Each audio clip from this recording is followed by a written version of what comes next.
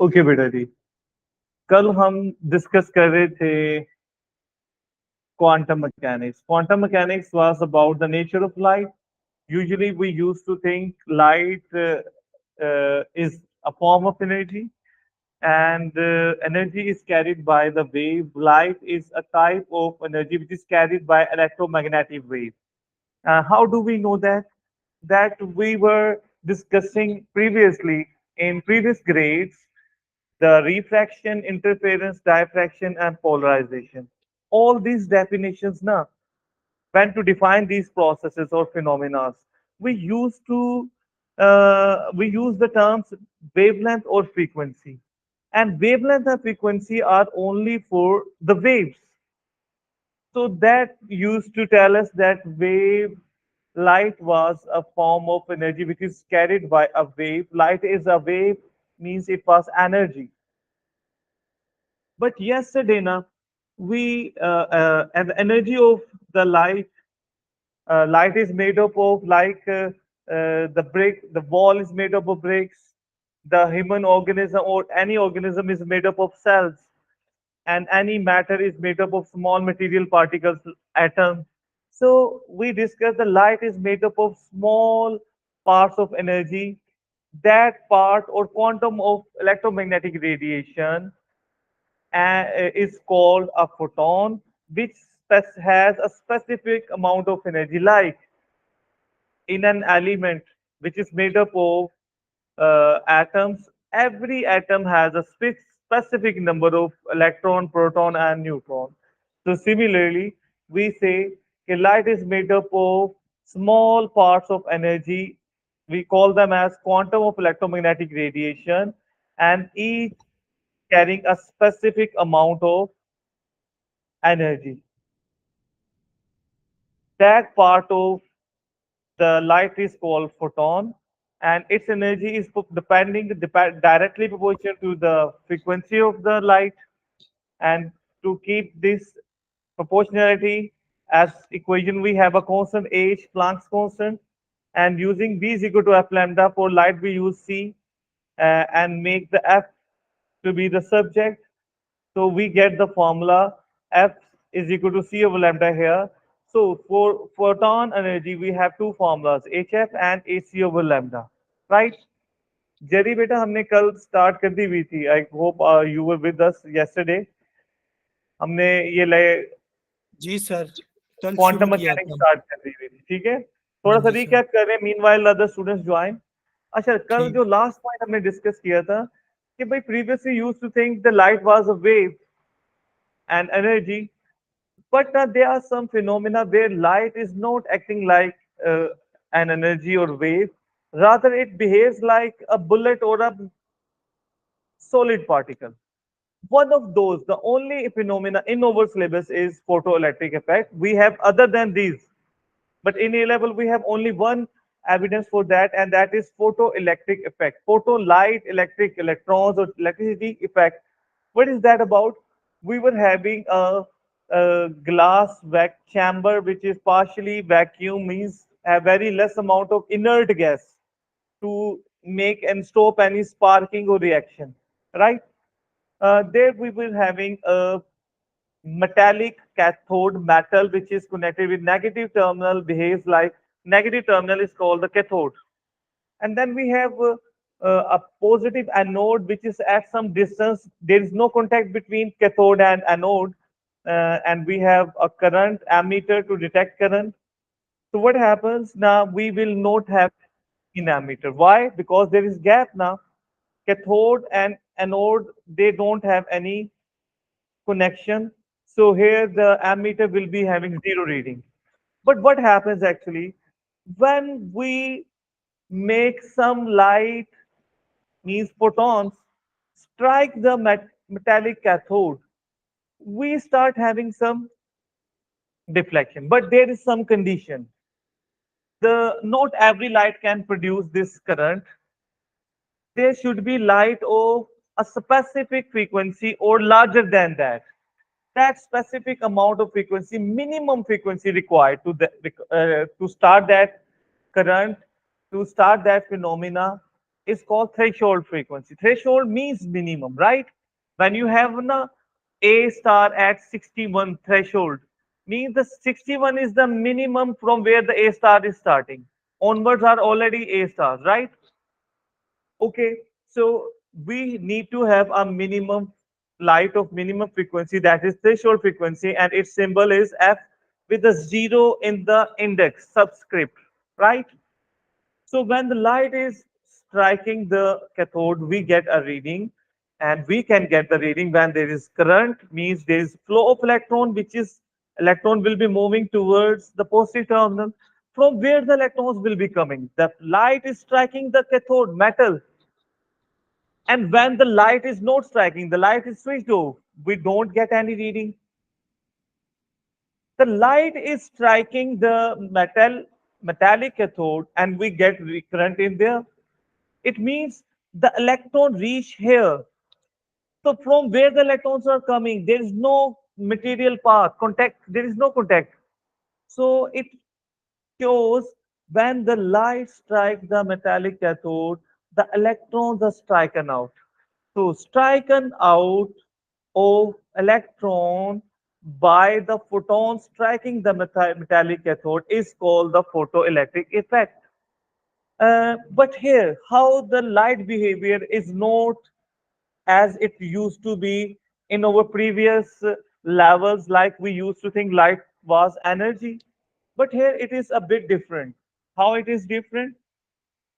Because now we need a minimum frequency to start this.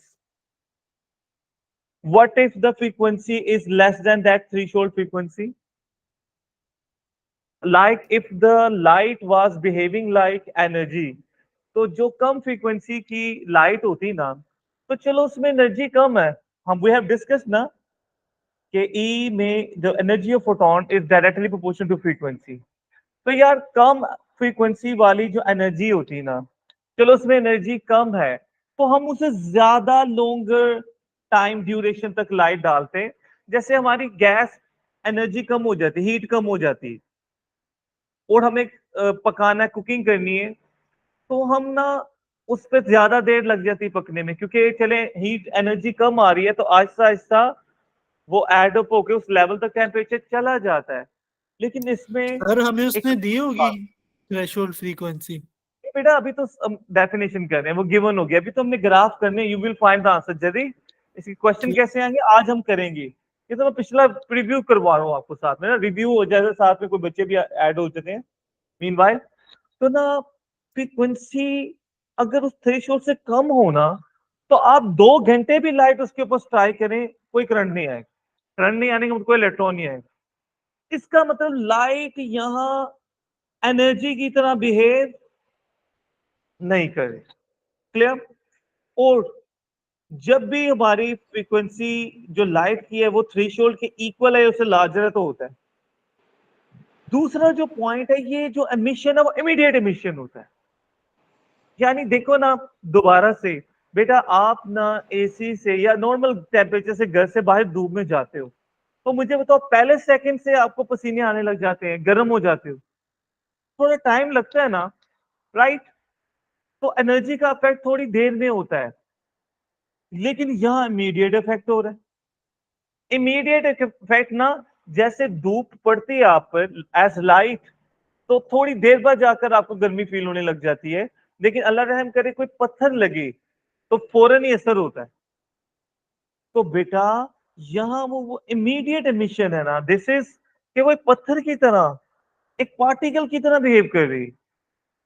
The next point वो ये है कि बेटा हम ना अगर नंबर ऑफ फोटोन इंक्रीज करें, यानी नंबर ऑफ फोटोन का मतलब मोर लाइट स्ट्राइकिंग, मतलब ज्यादा बल्ब ऑन करें, तो एक चीज हम नोट करते हैं कि एक बल्ब में जितने इलेक्ट्रॉन या करंट या नंबर ऑफ इलेक्ट्रॉन इमिट हुए, तो जब हम बल्ब को डबल करते हैं तो वो भी डबल हो जाता है करंट, यानी इलेक्ट्रॉन्स भी डबल हो जाते हैं. What does that mean? कि ये जैसे एक बुलेट है ना, 10 बुलेट से आप कोई अगर टारगेट मिस नहीं करते, फॉर एग्जाम्पल 10 डिफरेंट टारगेट करते हो, तो डबल बुलेट से कोई टारगेट मिस नहीं कर रहे, तो आपका टारगेट भी डबल हो रहे हैं. तो बुलेट वाली एग्जांपल फिट हो रही है. फिर बुलेट इज पार्टिकल. ओके, अच्छा, ये वाला जो है ना, ये थोड़ा टेक्निकल है पॉइंट, कि अगर हमारे पास इक्वल नंबर ऑफ फोटॉन्स हो, फॉर एग्जांपल दो फ्रीक्वेंसी वेव्स हैं, फ्रीक्वेंसीज उनकी डिफरेंट है, लेकिन both frequencies are higher than threshold. F1 भी थ्रेशोल्ड से हायर, F2 उससे भी लार्जर है, हायर। तो if we have the light as energy, तो हमने पढ़ा लाइट या photon energy is directly proportional to frequency.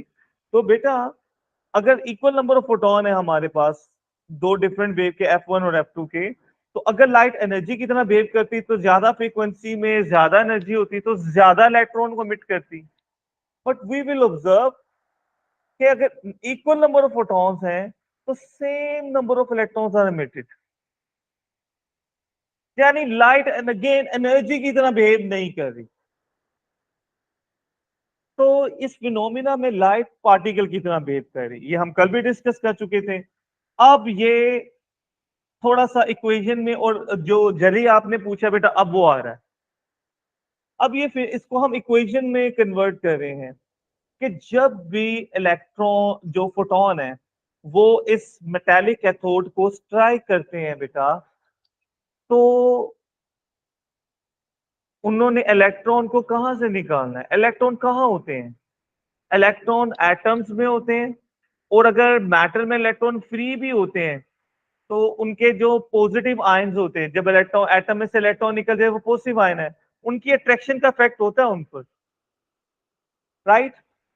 तो उसमें ये होता है बेटा कि इलेक्ट्रॉन्स बाउंड होते हैं, तो जब हमने स्ट्राइक करना है तो पहले हमने उसे एटम से छुड़ाना है, निकालना है उसकी ग्रिप से। तो जो फोटोन की एनर्जी होती है ना,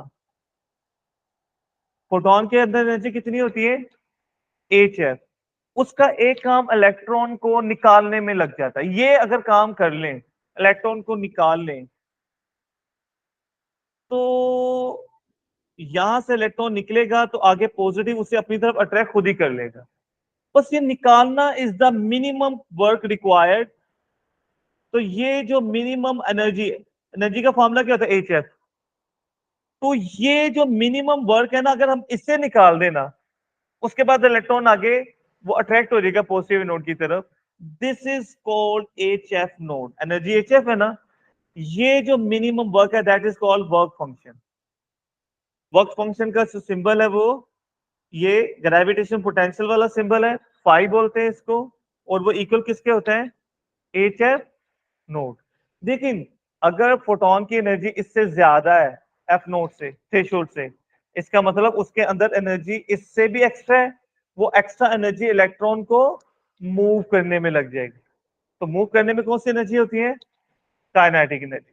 सो बेटा जो फोटोन एनर्जी HF है वो दो कामों में एक्सर्ट होती है, एक निकालने के लिए, और इतना भी काफी हो तो फोटोइलेक्ट्रिक इफेक्ट हो जाता है, इलेक्ट्रॉन स्ट्राइक आउट हो जाते हैं। लेकिन अगर इससे ज्यादा ये एक एफ की वैल्यू F नोट से ग्रेटर है, तो जो एक्स्ट्रा एनर्जी वो मूव करने में लग जाएगी, यानी काइनेटिक एनर्जी।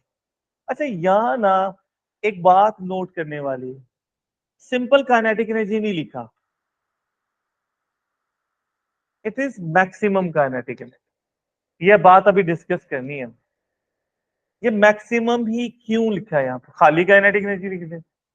एक्चुअल में पता क्या होता है कि बेटा ये जो कैथोड है ना हमारे पास मेटल, तो वो मेटल में is made up of layers of atom.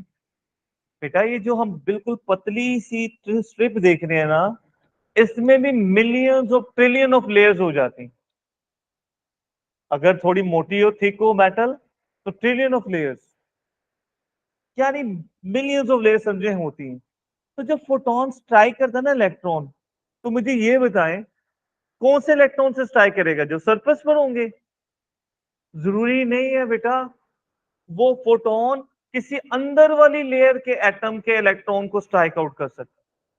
अच्छा जो इनर लेयर से आएगा इलेक्ट्रॉन, तो बाहर आते हुए भीड़ में से टकराता हुआ आएगा, कोलाइड कर, जैसे नॉर्मल वायर में एटम इलेक्ट्रॉन करते हैं ना, तो वो क्या मोटर भी बनी होती है वायर में, नहीं, इलेक्ट्रॉन टकराते हुए बाहर निकलते हैं बेटा। तो जब इलेक्ट्रॉन्स ट्राई करते हुए बाहर आएंगे तो क्या उनकी एनर्जी उतनी होगी जितनी होनी चाहिए थी? कम नहीं होगी। इसका मतलब अगर हम एक इलेक्ट्रॉन की जो इनर लेयर से आ रहा है काइनेटिक एनर्जी करें तो उसको HF में ऐड होकर आंसर कभी भी टोटल एनर्जी के इक्वल नहीं आएगा जो फोटोन की थी, क्योंकि कुछ एनर्जी वेस्ट हुई है, काइनेटिक एनर्जी कम देगा। अगर हम इक्वालिटी में लेना चाह रहे हैं तो फिर वो लें जब कोई एनर्जी वेस्ट ना हो। तो वो तब होगा कि अगर कोई इलेक्ट्रॉन आउटर लेयर से निकले, आउटर मोस्ट लेयर से, आउटर मोस्ट लेयर के एटम से कोई इलेक्ट्रॉन अगर स्ट्राइक आउट होगा तो क्योंकि उसको किसी को कवर करके कोलाइड करने की जरूरत नहीं है, उसकी काइनेटिक एनर्जी वेस्ट नहीं, उसकी काइनेटिक एनर्जी सबसे ज्यादा। और वो जब हम वर्क फंक्शन में ऐड करते हैं ना तब हमें टोटल उतनी ही एनर्जी मिलती है जितनी फोटोन में थी, यानी कोई एनर्जी वेस्ट नहीं। तो बेटा इक्वालिटी तभी आएगी when we put the electron of maximum kinetic energy, जिसमें कोई एनर्जी वेस्ट नहीं है। तो ये दोनों पार्ट्स को ऐड करके वो टोटल एनर्जी के इक्वल हो। क्लियर? राइट? याद रहेगा? अब ना वापस इस इक्वेशन में आ जाए कि फोटोन एनर्जी HF के दो पार्ट्स हैं। एक जो इलेक्ट्रॉन को स्ट्राइक आउट करने में लगे उसे वर्क फंक्शन कहते हैं, और वो डिपेंड करता है, क्यों हम कह रहे हैं कि ये HF नोट थ्रेशोल्ड फ्रीक्वेंसी, ये होता है वो वर्क फंक्शन जिसमें frequency is threshold frequency, this is the minimum frequency required. अच्छा ये वैसे आगे हम डिस्कस करें शायद। एफ नोट ना फ्रीक्वेंसी, ये डिफरेंट मेटल्स के लिए, क्योंकि डिफरेंट मेटल्स में इलेक्ट्रॉन की बाइंडिंग, उनको स्ट्राइक करने के लिए एनर्जी जो रिक्वायर्ड होगी वो सेम डिफरेंट होगी। किसी में इलेक्ट्रॉन ज्यादा बाउंड होगा, किसी में कम होगा, किसी में और कम होगा। तो ये मेटल टू मेटल वेरी करती है। इसको कैसे कैलकुलेट करना है जरिए अभी हम डिस्कस भी करें। पहले ना हम 1 मिनट के लिए हम ये मैक्सिमम काइनेटिक एनर्जी कैसे कैलकुलेट कर सकते हैं इलेक्ट्रॉन, तो उसके लिए देखते हैं बेटा। देखो आप ने एक दो धागे हैं आपके पास, आपको कहा जाए इनमें से एक धागा दूसरे से ज्यादा स्ट्रॉन्ग है, कैसे चेक करेंगे आप? तोड़ के, स्ट्रेंथ जिसने उनको जोड़ा हुआ है, और आप उसको चेक कैसे करके हो? तोड़ के, यानी ऑपोजिट। बेटा पानी, अगर नहर का पानी जो आपको लगता है बहुत स्लो चल रहा होता है, आपको क्योंकि नहीं नहाए हुए नाजुक बच्चे हो, हम लोग तो किए हुए हैं, ये जो नहर का पानी आपको लगता है बड़ा स्लो चल रहा है, ये आप जाएंगे वो इतना स्लो नहीं होता। अगर आप छोड़ें अपने आप को तो हल्का हल्का आपको ले जाता है अपने साथ, लेकिन हल्का होता है। अच्छा, उसमें ठीक ठाक स्ट्रेंथ है। पता कब चलता है उसको? जब हम उसके ऑपोजिट चलें। किसी चीज की स्ट्रेंथ का हमें कब पता चलता है? जब हम उसके, तो अगर ये मैक्सिमम काइनेटिक एनर्जी कैलकुलेट करना चाह रहे हैं ना, तो हम ना इलेक्ट्रॉन को उसकी ऑपोजिट फोर्स के, उसकी मूवमेंट के अगेंस्ट उसको लेके जाने की कोशिश करें, लाइक दिस। ये जो हमारे पास सर्किट था ना, उसमें this was cathode, negative terminal, और ये हम इलेक्ट्रॉन्स डालते थे तो इलेक्ट्रॉन सॉरी फोटॉन स्ट्राइक करते थे, इलेक्ट्रॉन वो उसी की तरफ खुद अट्रैक्ट हो जाते थे। हम पता क्या करते हैं, हम कैथोड की जगह उसको पॉजिटिव एनोड बना देते हैं, और एनोड को कैथोड नेगेटिव कर देते हैं। अब पता क्या होगा कि फोटॉन स्ट्राइक करेंगे, इलेक्ट्रॉन नेगेटिव की तरफ रिपेल होंगे ना, लेकिन हम देखेंगे तभी भी कुछ करंट आएगा, करंट की वैल्यू कम हो जाएगी, लेकिन करंट आएगा। इसका मतलब इलेक्ट्रॉन आ रहे हैं यहां तक। अच्छा ये क्या है मतलब? वजह पता क्या, कि जब फोटॉन स्ट्राइक आउट करेंगे ना, तो जिन इलेक्ट्रॉन में एनर्जी ज्यादा है वो तब भी यहां तक पहुंच जाएंगे। कौन पहुंचेंगे? जिनकी काइनेटिक एनर्जी ज्यादा है। अब हम पता क्या करें, ये जो नेगेटिव वोल्टेज है ना, नेगेटिव वोल्टेज क्यों कह रहे हैं? क्योंकि हमने साइड्स, तो अब आप नेगेटिव वोल्टेज को इंक्रीज करना है। आप नोट करोगे करंट डिक्रीज होने लगे, क्यों? क्योंकि नेगेटिव वोल्टेज इंक्रीज करने का तो we are making this more positive and this has more, वो नेगेटिव इलेक्ट्रॉन को क्या करेगा? रिपेल करेगा। हम ना इसको इंक्रीज करते जाएं, स्लो, आहिस्ता आहिस्ता, ग्रेजुअली, एक खास पॉइंट पर जाकर करंट एकदम जीरो हो जाए। हमने नेगेटिव पोटेंशियल की वैल्यू को क्या करना है, इंक्रीज करना है, और करंट डिक्रीज हो अंटिल करंट जीरो हो जाएगा। करंट जीरो होने का मतलब अब कोई इलेक्ट्रॉन वहां पहुंच, इसका मतलब हमने इतनी एनर्जी नेगेटिव डायरेक्शन में क्रिएट कर ली है जिसने इलेक्ट्रॉन को रोक दिया है। तो बेटा किसी भी चीज को रोकने के लिए कितनी एनर्जी रिक्वायर्ड होती है, जितनी उसकी काइनेटिक एनर्जी है। तो बेटा we can calculate kinetic energy. अब कैसे, एक कॉमन सेंस जरा देखिएगा बेटा, हमने पोटेंशियल डिफरेंस का सबसे पहला फॉर्मूला ओ लेवल में और एएस में क्या पढ़ते हैं, V is equal to W over Q। V is the potential difference, right. Work done क्या होता है, वर्क और एनर्जी दे आर सेम। अच्छा, इलेक्ट्रॉन में चार्ज को हम Q की बजाय रिप्रेजेंट कर देते हैं E से, वो E डिवाइड है इधर आकर multiply, this will give us work, और work done in stopping is called. तो बेटा जिस वक्त ये वोल्टेज इतना इंक्रीज होगा कि यहां करंट जीरो आ जाए, एट दैट पोजीशन जो भी वोल्टेज होगा वो यहां रखें, तो V into E will give us the maximum kinetic energy, right. Clear बेटा जी, याद रहेगा, ओके। अच्छा वापस आ जाते हैं फॉर्मूले पर। फोटोन की जो एनर्जी है HF, उसके दो पार्ट्स होते हैं, एक फोटोन इलेक्ट्रॉन को स्ट्राइक आउट करना जिसे कहते हैं work function, F is the minimum frequency required threshold frequency to start this process plus maximum kinetic energy. अब आप एक ग्राफ को देखिए जरा, अभी मैं क्वेश्चंस बता रहा हूं, जरी योर क्वेश्चन, ये दोनों पास पेपर के क्वेश्चन है, लेट मी टेल यू। अगर हम काइनेटिक एनर्जी का ग्राफ ड्रॉ करें फ्रीक्वेंसी से, वो एक ग्राफ ये देगा, ये गिवन होगा एग्जाम में, तो आप नोट करो ये काइनेटिक एनर्जी वाई एक्सिस पर है, एफ एक्स एक्सिस पर, तो ये इक्वेशन थी ना, तो हम इसे कन्वर्ट करते हैं into y is equal to mx plus c की फॉर्म में, यानी y को अकेला कर लेते हैं, काइनेटिक एनर्जी को सब्जेक्ट बना लेते हैं, ये एच एफ नोट जो प्लस हो रहा है उधर जाकर। अब आप गौर करो, काइनेटिक एनर्जी y पर है, f एक्स एक्सिस पर है, तो x के साथ जो मल्टीप्लाई होता है वो कौन होता है, ग्रेडियंट। इसका और यहाँ पर ग्रेडियंट किसके इक्वल है, एच के। मतलब ये ग्राफ में जब भी हम ग्रेडियंट फाइंड करेंगे, और एच इज अ कांस्टेंट, ये ध्यान में रखना आपने, तो ग्रेडियंट एच है, राइट। अच्छा अब ना इसमें अगर ई की वैल्यू जीरो हो जाए, तो एक मिनट के लिए जरा देखें, अगर काइनेटिक एनर्जी की वैल्यू जीरो रख दें तो आपका फॉर्मूला क्या क्या हो जाएगा, अगर काइनेटिक एनर्जी की जगह जीरो रख देते हो तो फॉर्मूला टर्न्स इनटू, ये माइनस उधर जाकर, can we write it like this,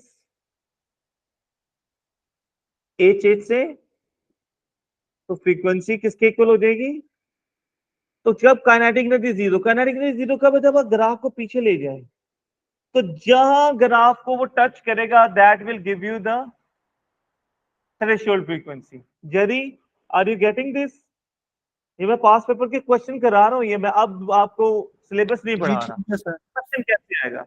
तो जब भी काइनेटिक एनर्जी फ्रीक्वेंसी का ग्राफ आएगा, आपसे पूछा जाए थ्रेशोल्ड फ्रीक्वेंसी क्या है, तो आपने क्या करना है, उसने इतना गिवन पार्ट होगा, आपने उसको खुद इंक्रीज करना है जहां वो एक्सेसिस को टच करेगा। क्यों, ये हमने वर्किंग कर ली है, तो वो frequency will be that value threshold frequency. अच्छा थ्रेशोल्ड फ्रीक्वेंसी अभी हमने डिस्कस किया था, वो डिफरेंट मेटल के लिए डिफरेंट है। अगर वो आप, ये भी पास पेपर में क्वेश्चन आया हुआ कि एक और मेटल है हमारे पास जिसकी थ्रेशोल्ड फ्रीक्वेंसी इससे ज्यादा है, लेट्स से उसकी थ्रेशोल्ड फ्रीक्वेंसी जोन सी है वो पहली वाली थ्रेशोल्ड फ्रीक्वेंसी से, ये सेकंड है, इसकी थ्रेशोल्ड फ्रीक्वेंसी इसको हम F2 कह लेते हैं, is greater than threshold frequency of first one, right.